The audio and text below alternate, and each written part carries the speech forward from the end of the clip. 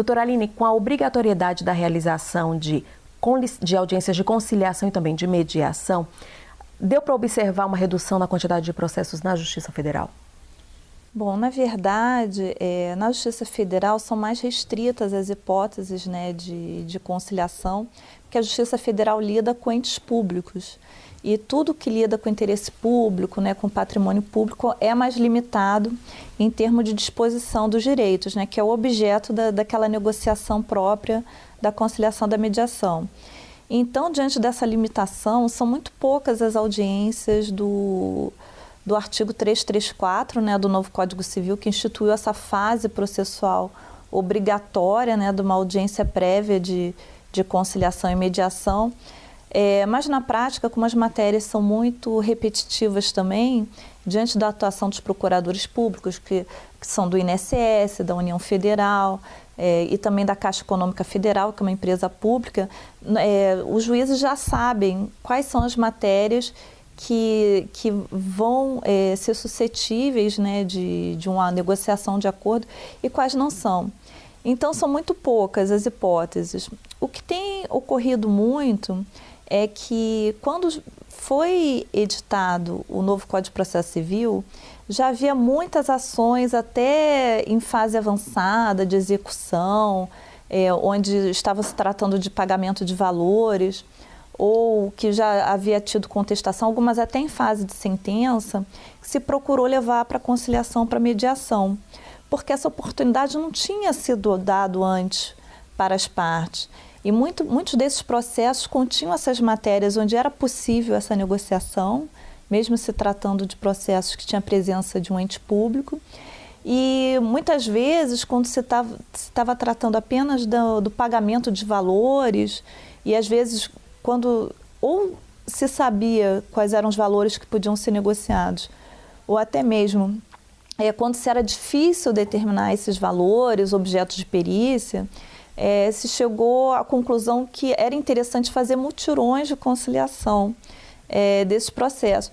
Isso tem a ver até com a origem da conciliação na Justiça Federal, que foram os mutirões do sistema financeiro habitacional, da casa própria.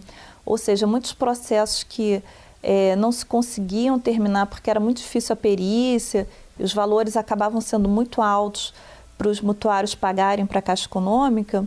Então, se chegou a esse método como sendo mais salutar, digamos assim, para resolver esses processos. Deixava a Caixa Econômica satisfeita e deixava os mutuários satisfeitos também. E quem participa dessas audiências? São os advogados, né, das partes. Então, como na Justiça Federal a gente lida com entes públicos, nós temos geralmente um particular acionando ou respondendo, e ele constitui seu advogado ou defensor público. E temos da outra parte, né,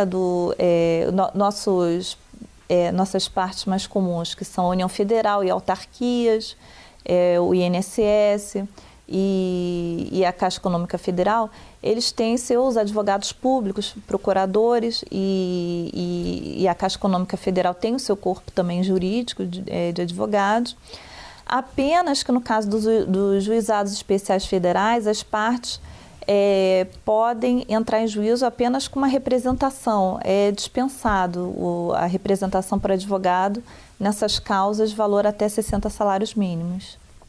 Doutora, a Resolução 125 de 2010 do Conselho Nacional de Justiça fala em formação e capacitação. Queria que a senhora explicasse um pouquinho sobre em que consiste essa capacitação e quem é obrigado a participar dessa capacitação. Sim, não, essa capacitação, né, do conciliador e do mediador é de extrema importância. A Resolução 125 do CNJ, ela é de 2010, e, na verdade, ela trouxe todo o programa, né, de capacitação dos conciliadores e mediadores. Acho que foi o primeiro diploma regulamentar, né, que é anterior ao Código de Processo Civil, que veio dizer quais eram os princípios que deviam nortear esse processo, né, dos métodos consensuais, né, de solução das controvérsias. E também trouxe o Código de Ética dos Conciliadores e Mediadores. Todos os servidores interessados precisam se capacitar, ou seja, eu quero participar da conciliação, eu tenho que participar? Sim. Hoje em dia é imprescindível falar de capacitação.